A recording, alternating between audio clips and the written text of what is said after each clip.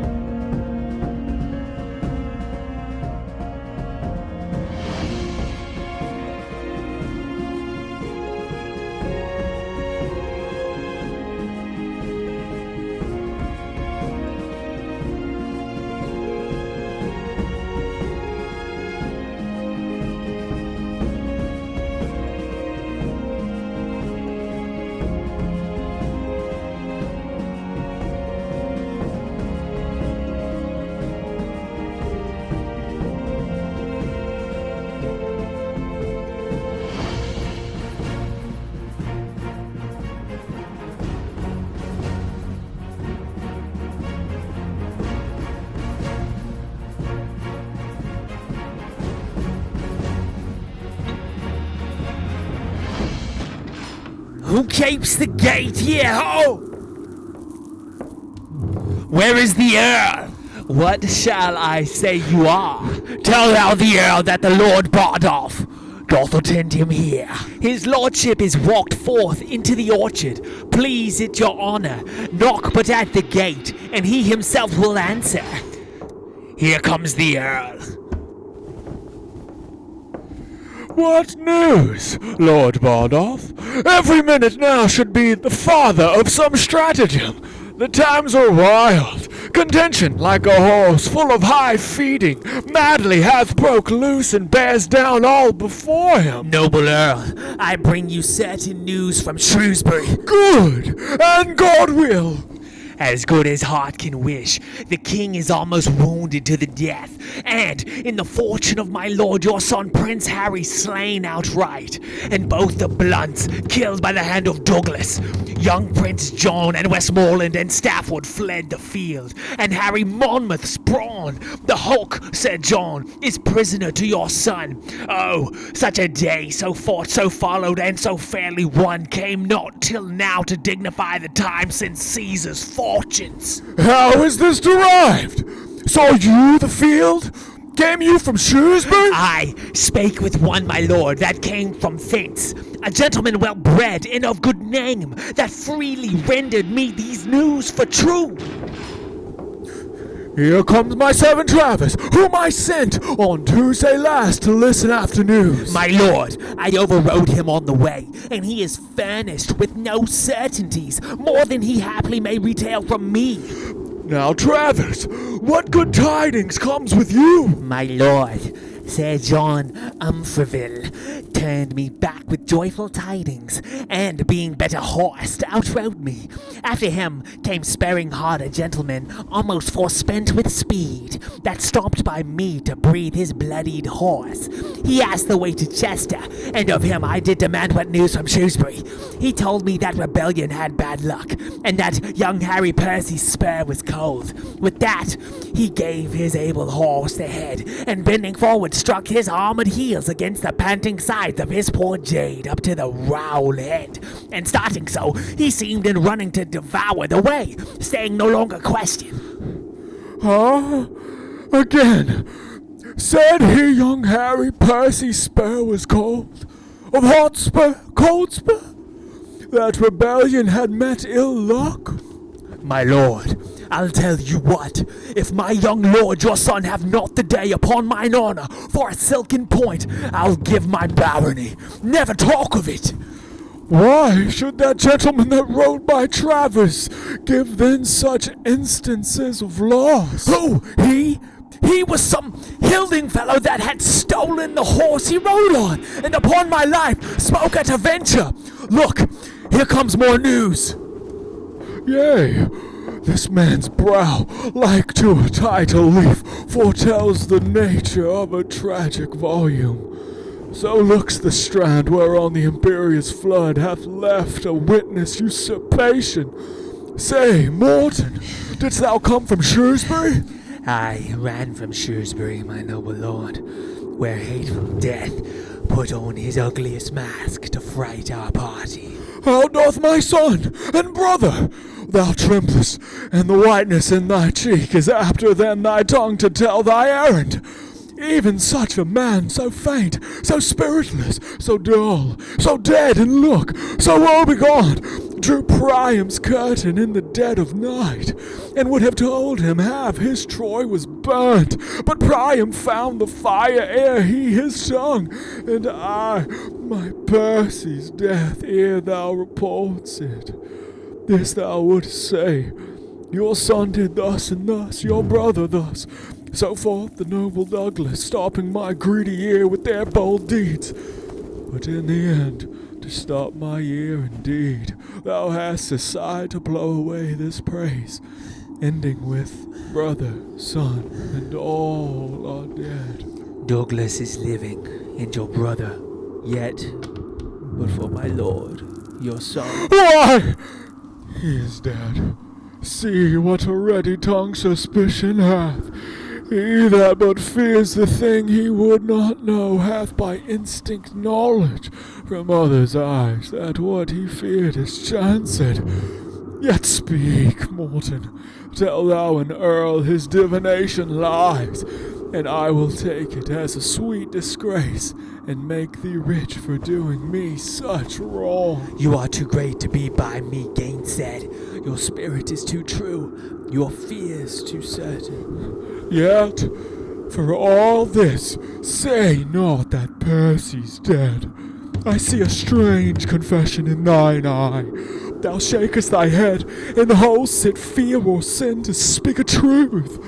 If he be slain, say so. The tongue offends not that reports his death, and he doth sin that doth belie the dead, not he which says the dead is not alive.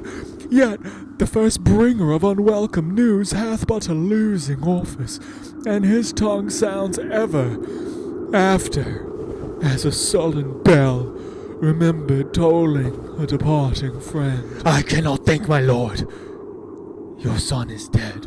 I am sorry I should force you to believe that which I would to God I had not seen.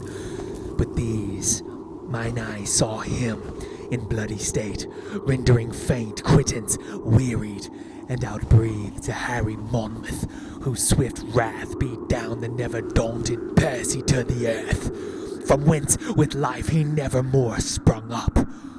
In few his death, whose spirit lent a fire even to the dullest peasant in his camp, being bruited once, took fire and heat away from the best-tempered courage in his troops. For from his metal was his party steeled, which once in him abated, all the rest turned on themselves like dull and heavy lead. And as the thing that's heavy in itself upon enforcement flies with greatest speed, so did our men, heavy in Hotspur's loss, lend to this weight such lightness with their fear, that arrows fled not swifter toward their aim than did our soldiers, aiming at their safety, fly from the field. Then was the noble Worcester too soon ta'en prisoner, and that furious Scot, the bloody Douglas, whose well-labouring sword hath 3 times slain the appearance of the king, gan veil his stomach, and did grace the shame of those that turned their backs, and in his flight, stumbling in fear, was took. The sum of all is that the king hath won, and hath sent out a speedy power to encounter you, my lord, under the conduct of young Lancaster and Westmoreland. This is the news at full. For this, I shall have time enough to mourn. In poison there is physic, and these news having been well, that would have made me sick, being sick, have in some measure made me well. And as the wretch whose fever weakened joints like strengthless hinges buckle under life, impatient of his fit, breaks like a fire out of his keeper's arms, even so my limbs, weakened with grief, being now enraged with grief, are thrice themselves. Hence, therefore, thou nice crutch, a scaly gauntlet, now with joints of steel, must glove this hand. And hence, thou sickly coif, thou art a god too wanton for the head which princes, fleshed with conquest, aim to hit. Now, bind my brows with iron, and approach the raggedest hour that time and spite dare bring to frown upon the enraged Northumberland, the Devon Gazette. Now let not nature's hand keep the wild flood confined. Let order die, and let this world no longer be a stage to feed contention in a lingering act. But let one spirit of the firstborn Cain reign in all bosoms, that, each heart being set on bloody courses, the rude scene may end, and darkness be the barrier of the dead. This strained passion doth you wrong, my lord. Sweet Earl, divorce not your wisdom from your honor. The lives of all your loving complices lean on your health, the which, if you give o'er to stormy passion, must perforce decay. You cast the event of war, my noble lord, and some the account of chance. Before you said, let us make head. It was your pre-surmise that in the dole of blows your son might drop. You knew he walked o'er perils, on an edge, more likely to fall in than to get o'er. You were advised his flesh was capable of wounds and scars, and that his forward spirit would lift him where most trade of danger raged. You did say, go forth, and none of this, though strongly apprehend, could restrain the stiff-born action. What had then befallen? On what had this bold enterprise brought forth? More than that, being which was like to be. We all that are engaged into this loss knew that we ventured on such dangerous seas that if we wrought out life, 'twas 10 to 1, and yet we ventured. For the gain proposed, joked, the respect of likely peril feared, and since we are o'erset, venture again.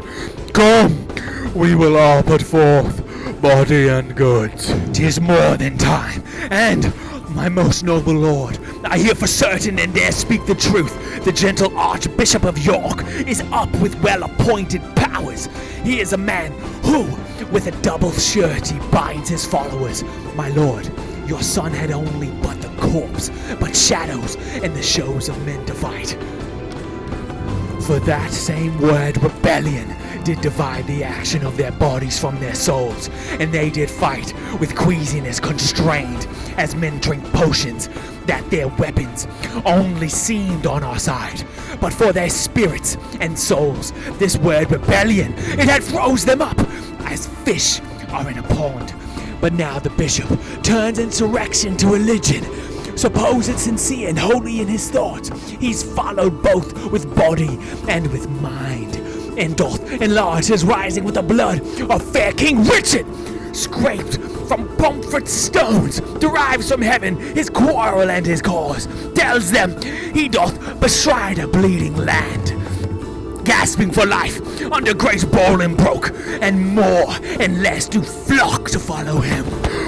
I knew of this before, but to speak truth, this present grief had wiped it from my mind. Go in with me, and counsel every man the aptest way for safety and revenge.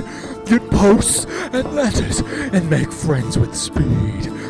Never so few, and never yet more need.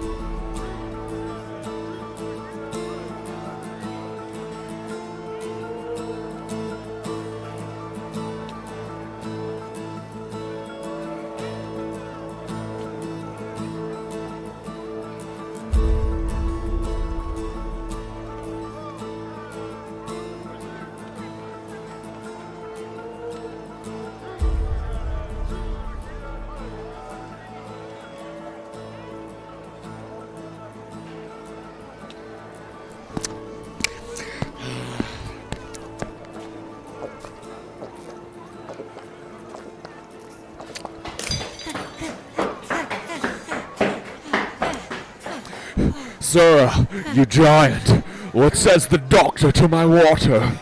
He said, sir, the water itself was a good, healthy water, but for the party that owed it, he might have more diseases than he knew for. Men of all sorts take a pride to gird at me. The brain of this foolish compounded clay man is not able to invent anything that attends to laughter more than I invent or is invented on me. I am not only witty in myself, but that the cause that wit is in other men. I do here walk before thee like a sow that hath overwhelmed all her litter but one. If the prince put thee in my service for any other reason than to set me off, why, then I have no judgment. Thou horse and mandrake, thou art fitter to be worn in my cap than to wait at my heels. I was never manned with an agate till now, but I will unset you, neither in gold nor silver, but in vile apparel, and send you back again to your master for a jewel, the juvenile, the prince your master, whose chin is not yet fledged. I will sooner have a beard grow in the palm of my hand, than he shall get one off his cheek. And yet he will not stick to say his face is a face royal. God may finish it when he will. 'Tis not a hair amiss yet. He may keep it stiletto, face royal, for a barber shall never earn sixpence out of it. And yet he'll be crowning as if he had rich man ever since his father was a bachelor. He may keep his own, Grace, but he's almost out of mind, I can assure him. What said Master Dumbledore about the satin for my short cloak and my slops? He said, sir, you should procure him better assurance than Bardolph. He would not take his band and yours. He liked not the security. Let him be damned, like the glutton. Pray God his tongue be hotter. A whoreson, Achitophel, a rascally, yea, forsooth knave. To bear a gentleman in hand, and then to stand upon security. The horse and smooth pates do now wear nothing but high shoes, and bunches of keys at their girdles. And if a man is through with them in honest taking up, then they must stand upon security. I had as lief they would put ratsbane in my mouth as offer to stop it with security. I looked I should have sent me 22 yards of satin, as I am a true knight, and he sends me security? Well, he may sleep in security, for he hath the horn of abundance, and the lightness of his wife shines through it. And yet cannot he see, though he have his own lanthorn to light him? Where's Bardolph? He's gone into Smithfield to buy your worship a horse. A Bartram Paul's, and he'll buy me a horse at Smithfield? If I could get me but a wife in the stews, I were man, horse, and wife. Sir, here comes the nobleman that committed the prince for striking him about Bardolph. Wait close, I will not see him. What's he that goes there? Falstaff, and please your lordship. He that was in question for the robbery? He, my lord, but he hath since done good service at Shrewsbury, and, as I hear, is now going with some charge to the Lord John of Lancaster. What? To York? Call him back again! Sir John Falstaff! Boy, tell him I am deaf. You must speak louder. My master is deaf.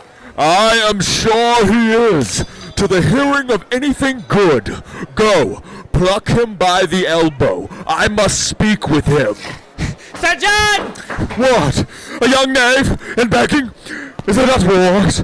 Is there not employment? Doth not the king lack subjects? Do not the rebels need soldiers? Though it be a shame to be on any side but one, it is worse shame to beg than to be on the worse side. Were it worse than the name of rebellion can tell how to make it. You mistake, sir. Why, sir, did I say you were an honest man? Setting my knighthood and my soldiership aside, I had lied in my throat if I had said so. I pray you, sir, then set your knighthood and your soldiership aside, and give me leave to tell you, you lie in your throat if you say I am any other than an honest man. I give thee leave to tell me so. I lay aside that which grows to me. If thou getst any leave of me, hang me. If thou takest leave, thou wert better to be hanged. You hunt counter, hence, avaunt! Sir, my lord would speak with you. Sir John Falstaff, a word with you. My good lord! God give your lordship good time of day. I am glad to see your lordship abroad. I heard that your lordship was sick. I hope your lordship goes abroad by advice. Your lordship, though not clean past your youth, have yet some smack of age in you, some relish of the saltness of time in you, and I most humbly beseech your lordship to have a reverent care of your health. Sir John, I sent for you before your expedition to Shrewsbury. And please, your lordship, I heard his majesty has returned with some discomfort from Wales. I talk not of his majesty. You would not come when I sent for you. And I hear, moreover, his highness has fallen into the same whoreson apoplexy. Well, God mend him. I pray you, let me speak with you. This apoplexy, as I take it, is a kind of lethargy, and please your lordship, a kind of sleeping in the blood, a whoreson tingling. What tell you me of it? Be it as it is. It hath it original from much grief, from study and perturbation of the brain. I have read the cause of his effects in Galen. It is a kind of deafness. I think you are fallen into the disease, for you hear not what I say to you. Very well, my lord, very well. Rather, and please you, it is the disease of not listening, the malady of not marking, that I am troubled withal. To punish you by the heels would amend the attention of your ears, and I cannot if I do become your physician. I am as poor as Job, my lord, but not so patient.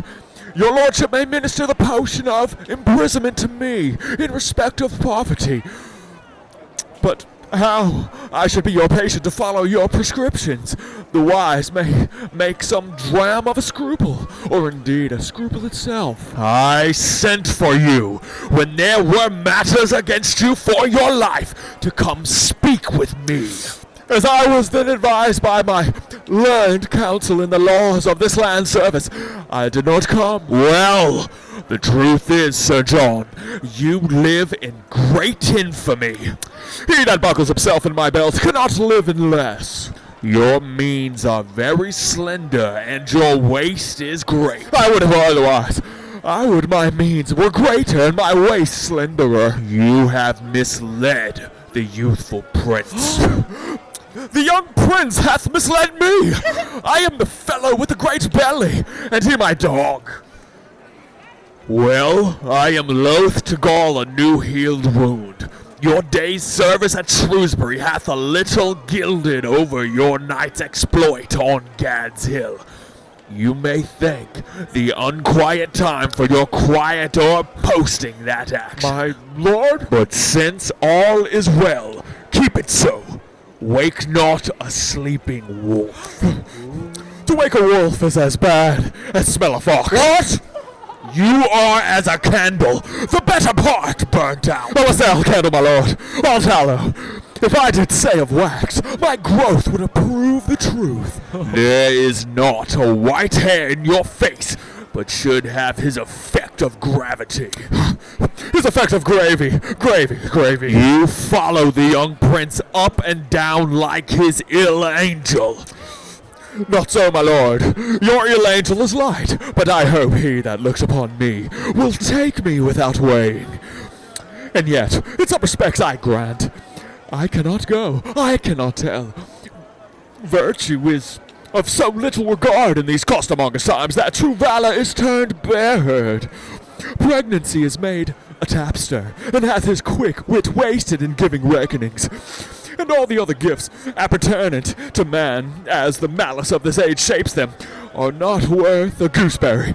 You that are old consider not the capabilities of us that are young. You do measure the heat of our livers with the bitterness of your galls. And we that are in the wayward of our youth, I confess, are wags too. Do you set down your name in the scroll of youth that are written down old with all the characters of age? Have you not a moist eye, a dry hand, a yellow cheek, a white beard, a decreasing leg, an increasing belly? belly? Is not your voice broken, your wind short, your chin double, your wit single, and every part about you blasted with antiquity? And will you yet call yourself young? Fie, Sir John! My lord, I was born about 3 o'clock in the afternoon, with a white head and something a round belly. For my voice, I have lost it with hallowing and singing of anthems. To approve my youth further, I will not. The truth is, I am only old in judgment and understanding. And he that will caper with me for 1,000 marks, let him lend me the money, and have at him. For the box of the ear that the prince gave you, he gave it like a rude prince, and you took it like a sensible lord. I have checked him for it, and the young lion repents. Marry, not in ashes and sackcloth, but in new silk and old sack. Well, God send the prince a better companion. God send the companion a better prince. I cannot rid my hands of him. Well, the king hath severed you and Prince Harry.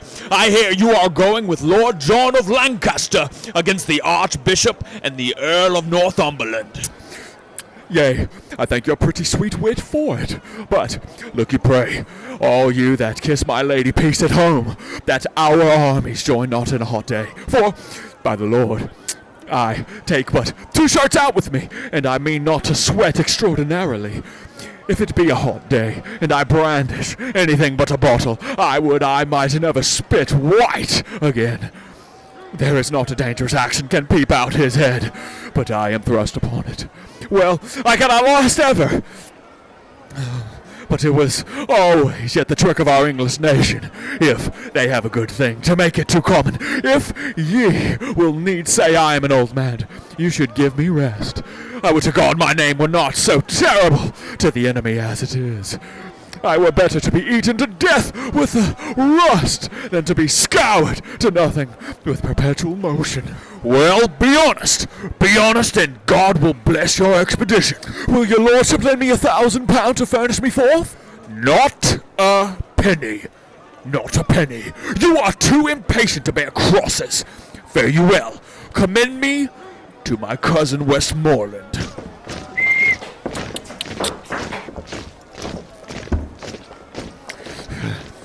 If I do, fill up me with a 3-man beetle. A man can do no more separate age and covetousness than can part young limbs and lechery. But the gout galls the one, and the pox pinches the other, and so both the degrees prevent my curses. Boy! Sir, What money is in my purse? 7 groats and 2 pence. I can get no remedy against this consumption of the purse. Borrowing only lingers, and lingers it out, but the disease is incurable. Go bear this letter to my Lord of Lancaster, this to the Prince, this to the Earl of Westmoreland, and this to old Mistress Ursula, whom I have weakly sworn to marry since I perceived the first white hair of my chin. About it, you know where to find me. A pox of this gout, or a gout of this pox, for the one or the other plays the rogue with my great toe. 'Tis no matter if I do halt. I have the wars for my colour, and my pension shall seem the more reasonable. Oh, it will make use of anything. I will turn diseases to commodity.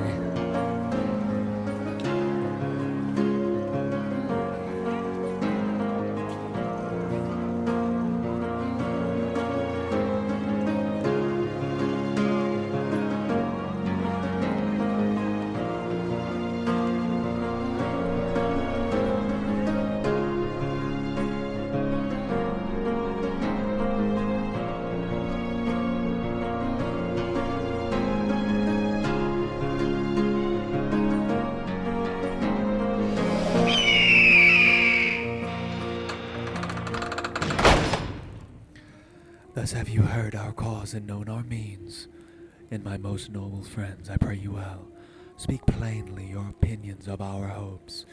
And first, Lord Marshal, what say you to it? I will allow the occasion of our arms, but gladly would be better satisfied how in our means we should advance ourselves to look with forehead.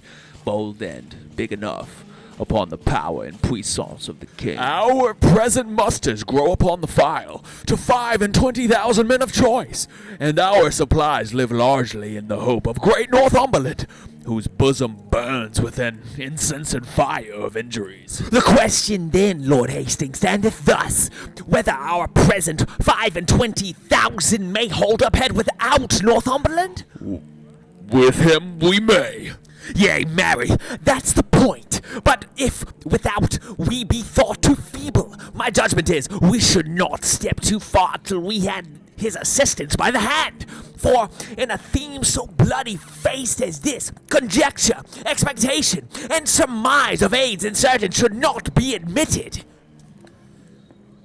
'Tis very true, Lord Bardolph, for indeed it was young Hotspur's case at Shrewsbury. It was, my lord, who lined himself with hope, eating the air on promise of supply, flattering himself in project of a power much smaller than the smallest of his thoughts, and so, with great imagination proper to madmen, led his powers to death and winking leaped into destruction. But, by your leave, it never yet did hurt to lay down likelihoods and forms of hope. Yes, if this present quality of war, indeed the instant action, a cause on foot, lives so in hope as in an early spring, we see the appearing buds, which to prove fruit, hope gives not so much warrant as despair that frost will bite them. When we mean to build, we first survey the plot, then draw the model, and when we see the figure of the house, then we must rate the cost of the erection, which, if we find outweighs ability, what do we then but draw anew the model, in fewer offices, or at least desist to build at all? Much more in this great work, which is almost to pluck a kingdom down and set another up, should we survey the plot of situation and the model consent upon a sure foundation? Question surveyors. Know our own estate, how able such a work to undergo to weigh against his opposite, or else we fortify in paper and in figures, using the names of men instead of men, like one that draws the model of a house beyond his power to build it, who, half through, gives o'er and leaves his part created cost a naked subject to the weeping clouds, and waste for cheerless winter's tyranny. Grant that our hopes, yet likely of fair birth, should be still born, and that we now possessed the utmost man of expectation. I think we are a body strong enough, even as we are, to equal with the king. What? Is the king but 25,000? To us no more, nay, not so much, Lord Bardolph, for his divisions, as the times do brawl, are in 3 heads, 1 power against the French, and 1 against Glendower. Perforce a 3rd must take up us. So is the unfirm king in 3 divided, and his coffers sound with hollow poverty and emptiness. That he should draw his several strengths together and come against us in full puissance need not be dreaded. If he should do so, he leaves his back unarmed, the French and Welsh baying him at the heels. Never fear that. Who is it like should lead his forces hither? The Duke of Lancaster and Westmoreland against the Welsh, himself and Harry Monmouth. But who is substituted against the French? I have no certain notice. Let us on, and publish the occasion of our arms. The Commonwealth is sick of their own choice. Their over-greedy love hath surfeited, and habitation giddy and unsure hath he that buildeth on the vulgar heart. Oh, thou fond many, with what loud applause didst thou beat heaven with blessing Bolingbroke, before he was what thou wouldst have him be.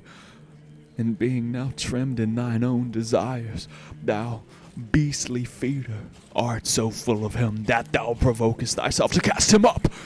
So, thou common dog, didst thou disgorge thy glutton bosom of the royal Richard, and now thou wouldst eat thy dead vomit up, and house to find it. What trust is in these times? They that when Richard lived would have him die are now become enamored on his grave. Thou that threwst dust upon his goodly head, when thou proud London he came sighing on after the admired heels of Bolingbroke, criest now, O earth, yield us that king again, and take thou this, O thoughts of men accursed! Past and to come seems best, things present worst. Shall we go draw our numbers and set on? We are time's subjects, and time bids be gone.